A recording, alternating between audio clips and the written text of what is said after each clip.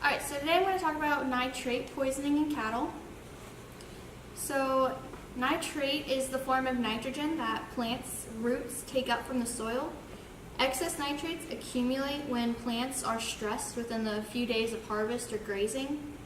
If the stress is removed and the plants are able to recover, then nitrate levels can return to normal within several days.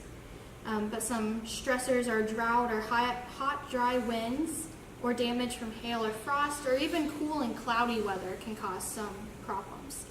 So annual forage crops accumulate more nitrates than perennial forages, and annual crops are usually planted in well-fertilized, manured, or recently plowed grasslands, which is why they have more nitrates normally. So nitrate concentrations are higher in the lower stems, and they're more prevalent in younger plants because they have more storage of nitrates, whereas mature plants use them as proteins. So some common crops and weeds that are more likely to have nitrates would include like barley, wheat, or oats, or on the screen I have rye or beet tops. And some common weeds would be like lamb's quarter, nightshade, Canadian thistle, or pigweed, like I have on the screen.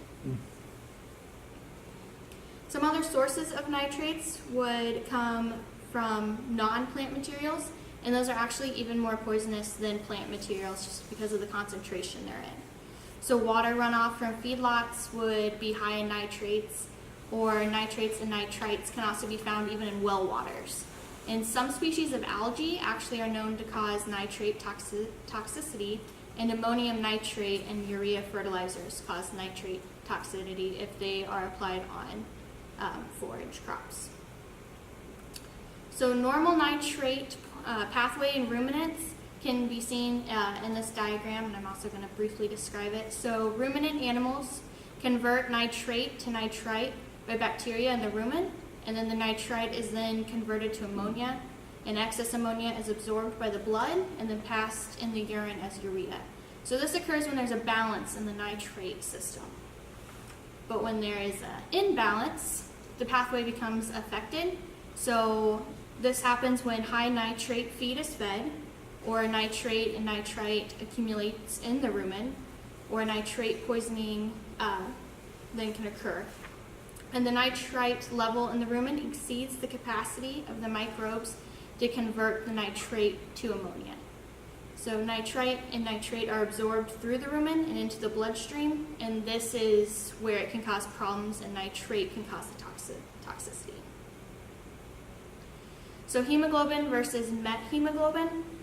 So the normal pathway of hemoglobin is that hemoglobin carries oxygen to the blood, and then you have a healthy animal.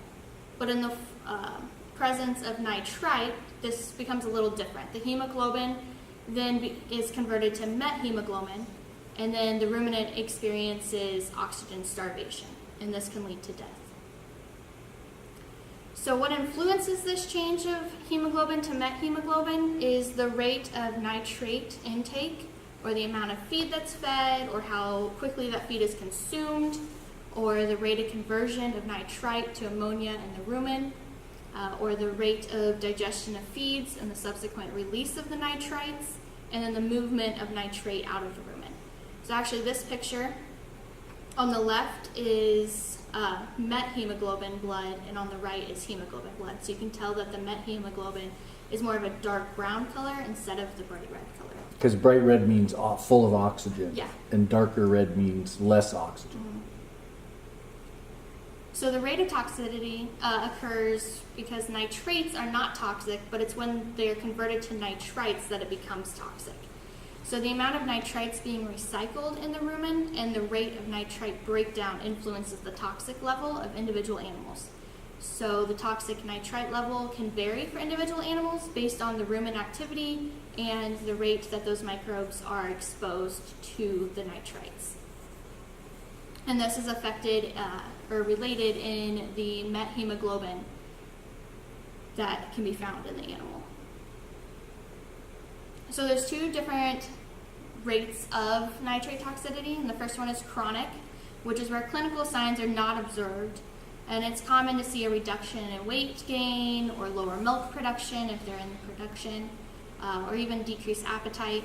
And this can also cause abortions if they're pregnant within the first 100 days, or after that. It can also cause premature calves that unfortunately normally pass away between 18 to 24 hours, or those that survive could have further complications.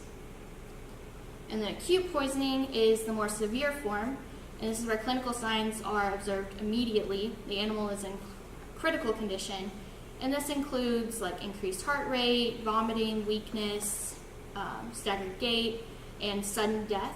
And death can actually be the only sign that you see depending on how often you observe your cattle. So some prevention. Unfortunately, nitrates are always present in the diet. So it is just focusing on the rate that they're fed and the exposure. So if you take samples of the feed 3 to 4 days after the crop damage has occurred, this is when you would see the most nitrates present in the feed. And here is a sample of taking after it's already been harvested. And the animals then, also if they're well fed or in good condition, when they're consuming the damaged crop, they're less likely to have more severe symptoms of the toxicity. On the first day of exposure, you can also only let the animals eat about 1/2 to 1 hour and then remove it from the area so that they're able to build up their rumen activity levels to be able to more efficiently convert nitrate to nitrite. You can also dilute the nitrate content in the total ration, or just make sure that you're feeding a more balanced ration. You might have said it before, but can you give me an example of crop damage? What is that? That would be like frost or hail damage, Okay. or drought or heat tolerance. Okay. And then also, if you feed the ration in 2 or 3 meals per day, they are less likely to have a buildup of nitrites because they have it over a longer period of time instead of all at once. Mm-hmm. And then one of the only treatments would be methylene blue. If you do a slow IV injection of 1% methylene blue, which can be seen here, and diluted or distilled water or isotonic saline. Cattle can tolerate a larger dose of this, but other animals, they can all tolerate it just in smaller doses. And then you can also, in cattle, retreat this every 6 to 8 hours. And then also cold water and antibiotics are able to stop the microbial production of nitrate. And what does that treatment do? Do you know the mechanism? They didn't specify the mechanism in what I was reading, but they said that it just aids in stopping the recycling of nitrate so that it isn't as much of a problem to get nitrites. Okay. And then these are my sources. Those are your good sources.